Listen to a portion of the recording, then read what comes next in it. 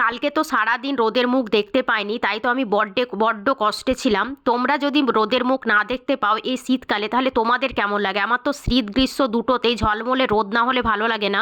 রোদ যদি না দেখতে পাই তাহলেই আমার মন বিষণ্ণতায় ভরে ওঠে।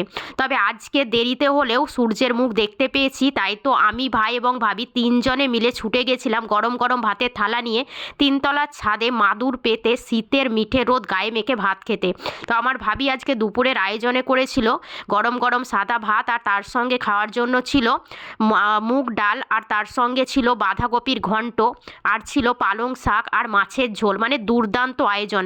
তার মধ্যে মাছের ঝোলটা আমার সবচাইতে বেশি ভালো লেগেছিল। দুর্দান্ত রান্না করে আমার ভাবি। সেই দেখে আমার ভাই বলল, তুই কি শুধু মাছের ঝোলই খাবি? ডালটা তাহলে কে খাবে? ও ভাবলো হয়তো ওকেই খেতে হবে। তবে আমি সবই খেয়েছি। প্রথম পাতে তো ডাল দিয়েই খেয়েছি, তারপরে শাক, আর তারপরে মাছের ঝোল।